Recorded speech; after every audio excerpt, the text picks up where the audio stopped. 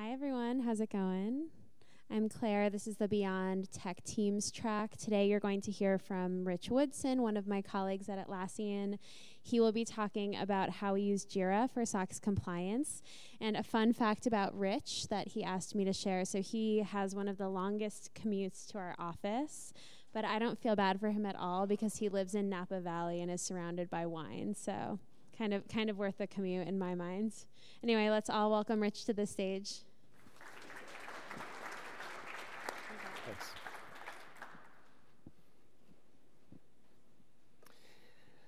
Thanks, Claire, and thanks everyone for coming today. Very often when we start talking about SOX and financial compliance, it's very exciting, and your adrenaline gets pumping, I understand. If you have trouble sleeping tonight, just pour yourself a glass of warm milk, and that should handle it. I was a little curious, if you don't mind, how many of you are actually in the risk and compliance space in your organization? Okay, great, more than I was led to believe. And any Jira administrators here today? Okay, so you know what a Jira ticket looks like. I can wipe out 3 slides right there. As Claire mentioned, I joined Atlassian. I joined about 4.5 years ago. And it was at that time that we were starting to look into how we could use Jira and Confluence to improve our SOX program. And up until that point, we had used Microsoft Office tools and email. But Jira presented sort of a breakthrough for us, not just in terms of its project management tools, but also the ability to use the notifications and collaboration features to really drive accountability and transparency throughout what was becoming a very broad organization. So I'm going to take a little time today to talk about some of the challenges that we faced, how we overcame them using Jira, and hopefully provide you with some concrete examples that you can apply in a variety of different scenarios.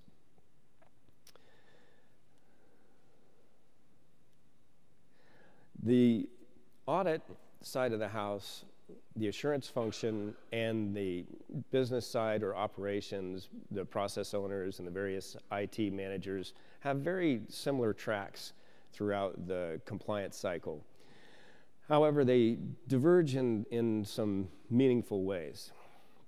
Whereas in audit, we sort of start the year with a risk assessment, try to identify the controls that are going to mitigate those risks, develop our test plans, and then at the midpoint of the year, we end up executing those tests, and it's not till much later in the year that we ultimately report on the results of that assessment. The business side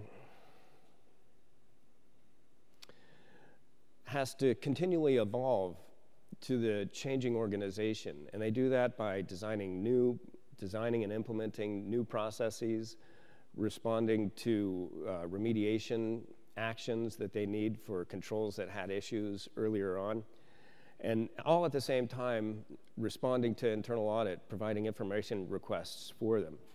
And that makes it very difficult for the auditors to put a stake in the ground at a particular point in time and have that remain relevant throughout the entire cycle. And some of the issues compounding this challenge are the tools that we use. So for process documentation, which often takes the form of a Word document or a Visio flowchart, are static documents created early in the cycle. And in the moment people, process, or technology changes, they become stale. The moment of that change.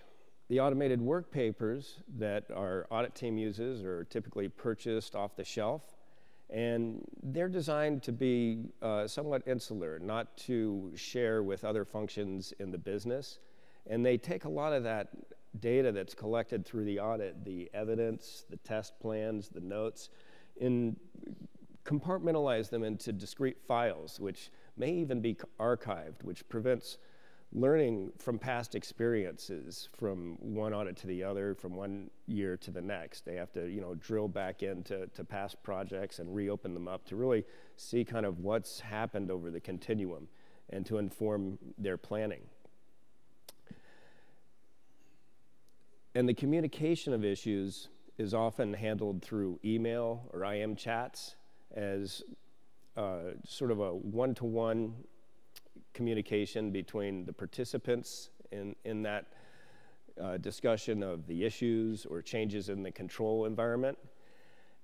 And they stay within that sort of closed loop of communication, unless some of those participants choose to share it with the broader organization. And if some of those participants end up leaving the company, all that institutional knowledge kind of remains stranded in their inbox. And the reporting, similarly, is a very linear flow, often a Word document that goes through various iterations before finally ending up in the intended recipient's mailbox. It may or may not be shared broadly and could suffer from some version control issues as well. And this makes it difficult for all the teams involved, the process owners, the auditors, those supervising the audit. It directly affects them. And this is partly by design, because we want to maintain the independence of the audit function, but it also prevents the collaboration and accountability, since every single member of this effort doesn't have access to the same information at the same time. The process owner specifically may not clearly understand the definition of her control, all the attributes that are associated with it, the frequency that control needs to be performed, and how the changes that she's making in her day-to-day work could impact the effectiveness of the control or the overall control environment.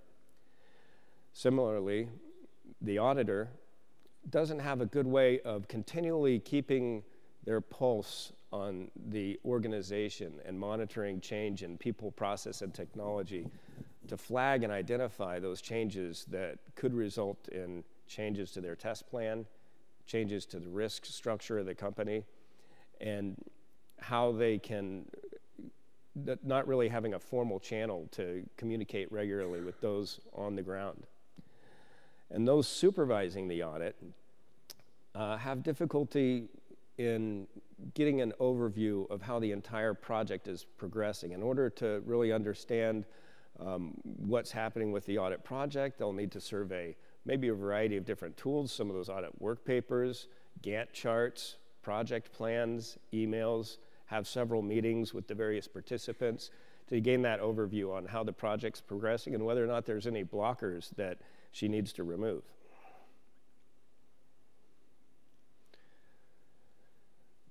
So, enter Jira. When Jira came in, when we started looking at Jira, we realized that the overall control framework was really just a series of entities. Each entity had its own origin story, its own life cycle, and individuals that were responsible for the execution of specific tasks. And we realized with Jira, we could turn these objects into tickets. And those tickets could be assigned a workflow. We could assign the unique attributes unique to each object in the framework and charge specific individuals with sort of the custody of that object.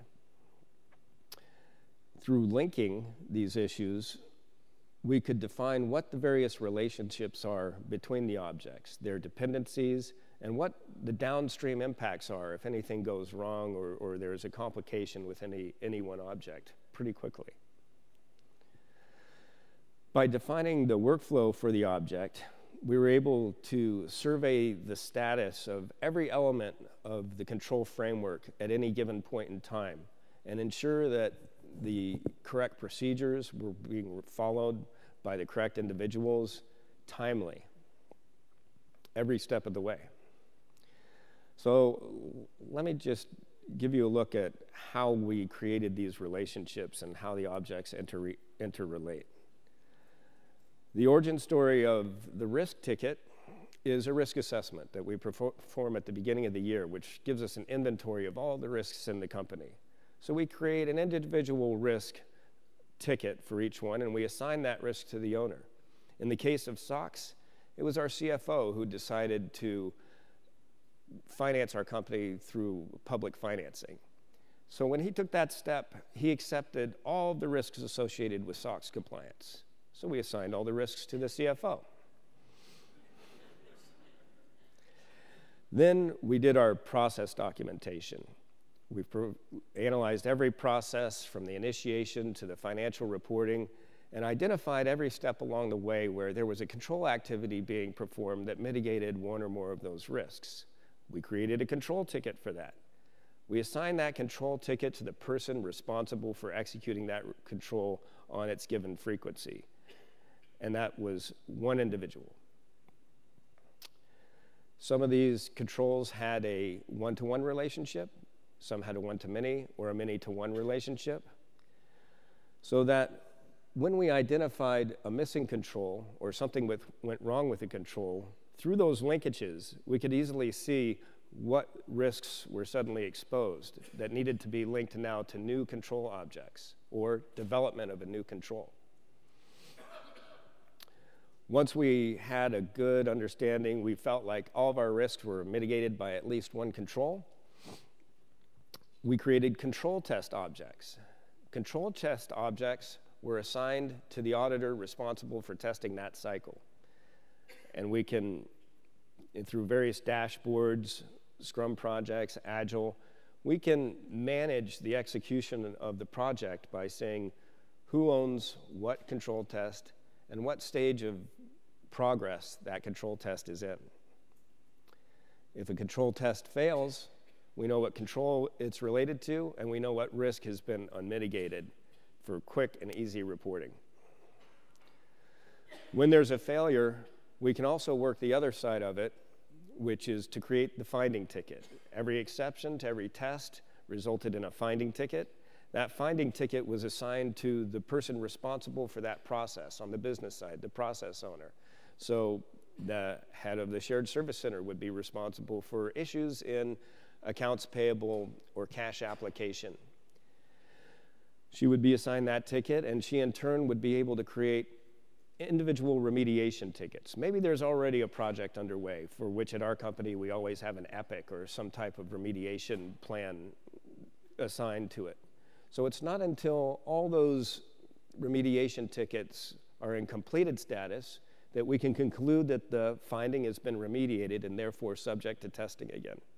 Once again, using these relationships and these dependencies to have a bird's eye view of everything that's going on in the control environment.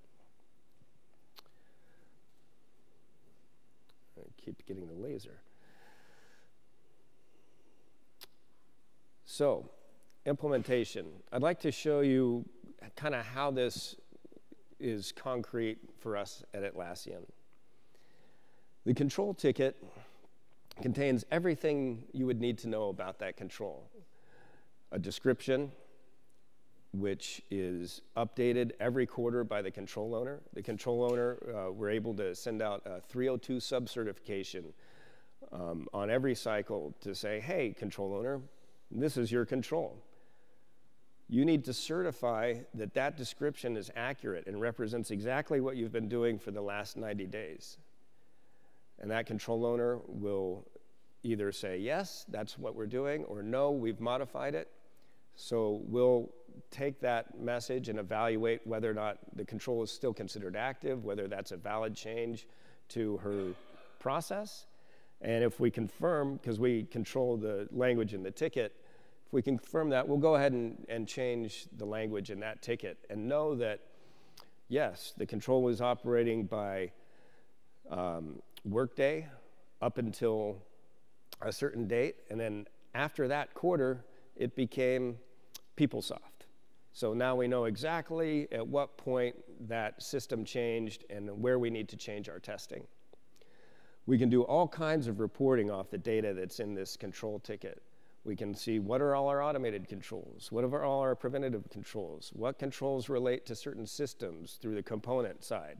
If we know a system goes down, we can search on that component and see every single control that's affected by it. The controls assigned to an owner, as I mentioned before, to an assignee, as I mentioned before. But we also attach an owner to that. That's usually the process manager. So at any point in time, the process manager can say, show me all the controls that people in my organization are responsible for, and confirm that they're operating the way that they should do. If there's any issue or event that is been reported by somebody involved in the process, usually in the comment field of this ticket, that supervisor also has visibility to what's going on and can weigh in. That's there. Sorry, I should have had that before. The linkages, as I mentioned before, are also incredibly important. So we can see for that particular control, it had tests performed. Those are gray T's, are the test tickets. So if we want to see what happened during the test of that control in FY18, FY19, or earlier, we can always go click into that and see exactly why it passed or why it didn't pass, and what the auditors were testing for. The risks, the yellow squares, are every risk that's been linked to that control. So if something goes wrong with that control, we know we have to do something with those risks to get them mitigated elsewhere. The finding ticket, at one point, one of those tests had an exception. It created that finding ticket, and we can go in and see what was the condition, who resolved it, how did they resolve it, and if this finding keeps popping up, we realize, oh, we probably have more of a systemic issue here. And at the very bottom, using Confluence, anytime this ticket is linked to a page in Confluence, lots of people put Confluence pages together with links to manage their team or to describe a DAISY or a new decisions that's being made in the company, and they'll link to the control that's affected, and we can those are reciprocal links, so we can go into any of those documents and see how this control is being discussed or considered. Like that. The audit logging is particularly helpful. So we want to know, how did this control get to the point where it is today? And all the traces, every single change is logged in terms of the time that the change occurred, what element occurred, the nature of the change, and who made it. So there's really nowhere to hide. Also, when we do come up with a final version of this control, or we've decided to make edits, all of the discussion that's happened is within the comment fields. You can mention different subject matter experts from different functional areas. They can all come into the same object and provide their opinion and have a debate about what should or should not do. And then the final conclusion is there, and you can see who signed off on it by why, keeping that accountability there and buy-in.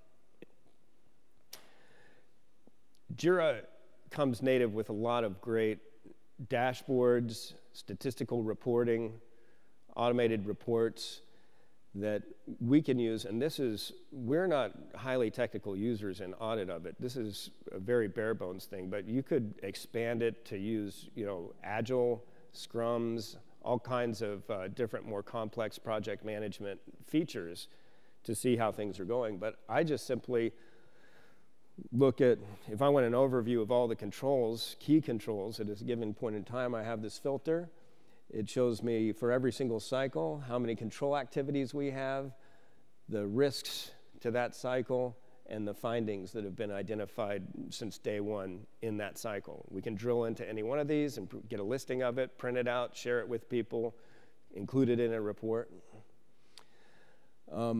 It's also great for managing the project. This is our phase 1 execution testing. It shows for each cycle how many of the test plans were under design, in progress, under review, or completed.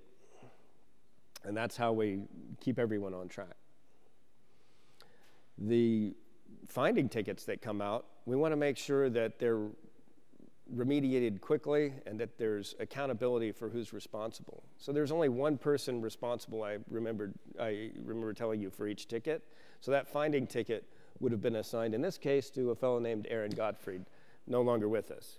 He's still alive. He's just at another company now. But yeah, good job, Aaron. You remediated your issue. So I don't have to send this to your boss. I don't have to ping you on this. I don't have to get you involved in another project to make sure that that's being remediated. But conversely, if somebody had a bunch of stuff in confirmed status, meaning nothing's been done about it, we would want to track them down and see what's happening.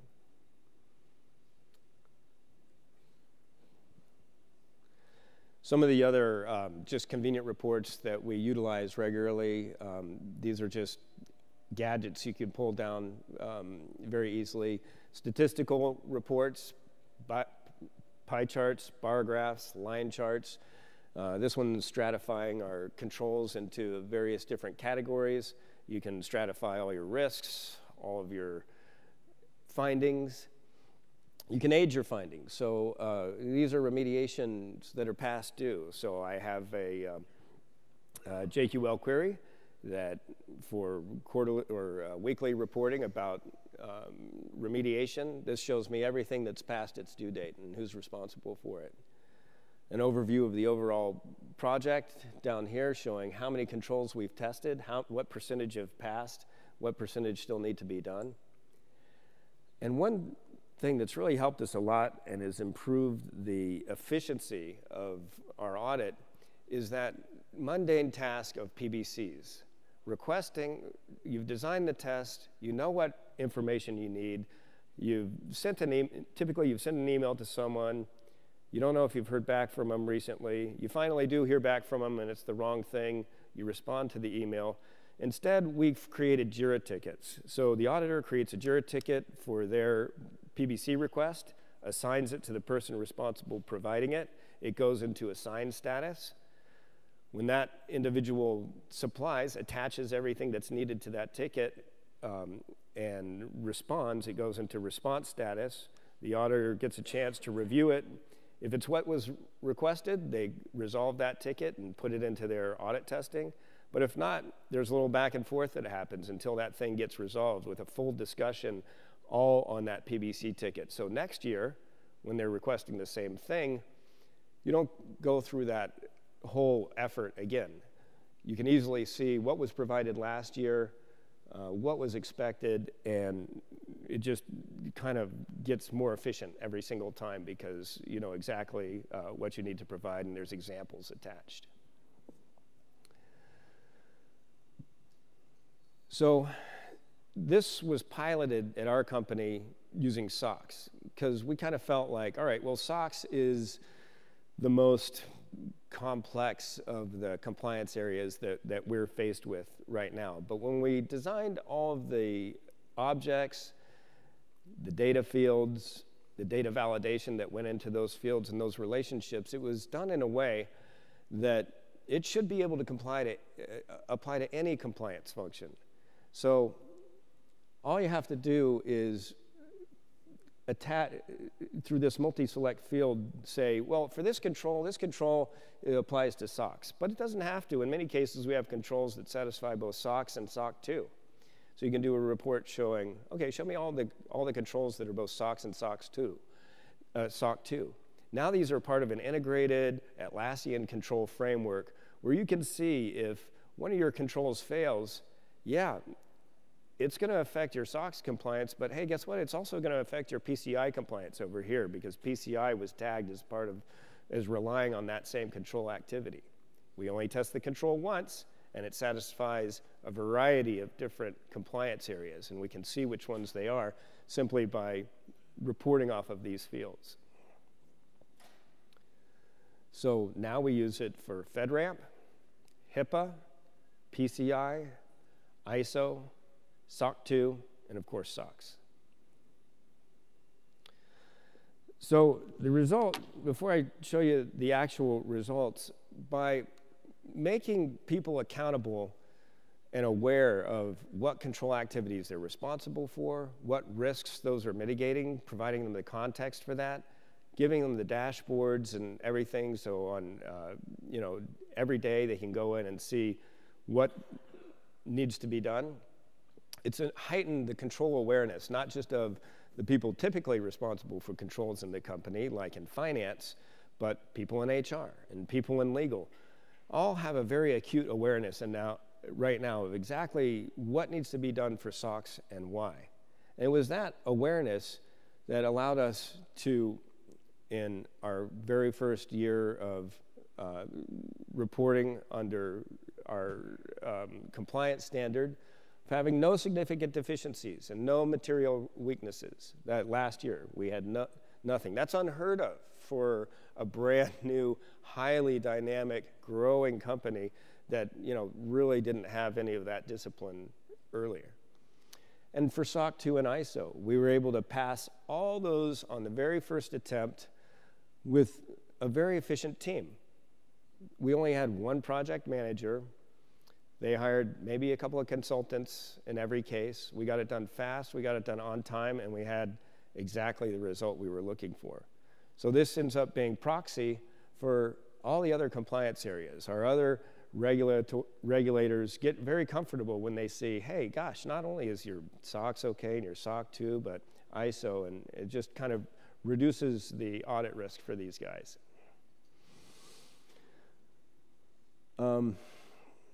Before I get into Q&A, I didn't really tell you too much about how we use Confluence, but we do. We use Confluence to great effect. So in our case, our processes are all in Confluence narratives, which are shared by everybody involved in that particular process. So they can go in at any time and look at the control, how that control exists within everything that they do, go in, make comments about it, get other people's opinions about it, and we can also do other types of reporting on, what process areas involve what controls, because it's not just all SOX controls in a process area. We have IT controls.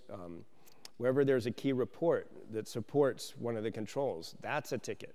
The key report is assigned to the person responsible for ensuring completeness and accuracy of that report.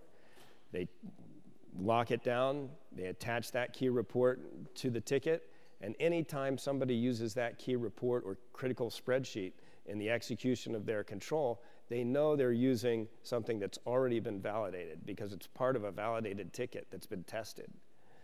So we kind of avoid some of the more esoteric parts of SOX compliance around IPE, completeness of accuracy of key reports, and critical spreadsheets. So that's it for my presentation. I see you're still awake, so that's incredible.